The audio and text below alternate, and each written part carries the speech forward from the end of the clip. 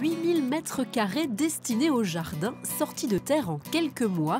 Nous sommes à Theux, près de Verviers. C'est ici que la jardinerie Polyadriane, rebaptisée Univers, a installé ses nouveaux quartiers.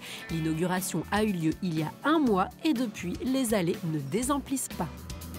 C'est vraiment la folie, parce que ça va au-delà de nos espérances. On tablait sur une progression de 25 à 30% du chiffre d'affaires et après un mois d'ouverture, on est bien au-dessus. Oui. Une expansion devenue indispensable pour cette enseigne vieille de bientôt 200 ans, installée auparavant en plein centre de Verviers. On avait vraiment un petit parking qui bouchait la rue fréquemment dans la saison.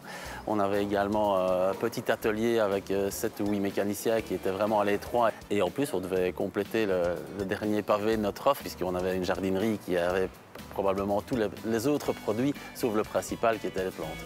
Les plantes, depuis la crise sanitaire, c'est devenu l'article chouchou de nombreux Belges. L'Office national de statistique Statbel a d'ailleurs observé en 2020 une augmentation de 16% des dépenses pour les plantes, les fleurs et les articles de jardin chez les particuliers. Des dépenses qui représenteraient, selon la Fédération du commerce Comeos, plus de 3,6 milliards d'euros par an. Nous, le Covid, c'était clairement, malheureusement, un plus, je vais le dire comme ça, mais c'est vrai qu'on a fait nos 2 meilleures années historiques avec ce regard, l'intérêt sur le jardinage. Les gens s'intéressent de plus en plus à la nature parce qu'ils veulent avoir dans leur assiette des choses saines. Le moyen le plus court d'y arriver, c'est de le faire soi-même. Et en effet, la demande augmente particulièrement pour un segment du jardinage, le potager. C'est ce que constate aussi cette ASBL qui travaille auprès des producteurs wallons.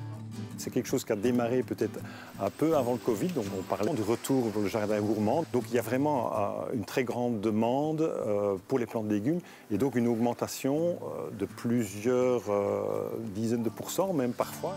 Pour y répondre, sous les 7000 m² de serre de cette jardinerie pépinière à Corbet, dans le Brabant wallon, on a fait de la place entre les fleurs et on bichonne les nouvelles stars.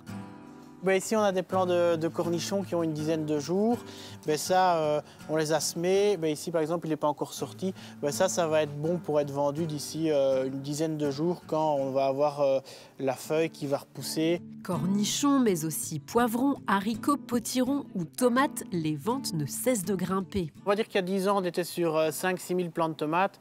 On est monté progressivement à 8-10 000 et maintenant, on est à peu près vers entre 14 et 17 000 plants de tomates selon les années, cultivées et donc vendues directement pour les clients et pour le particulier.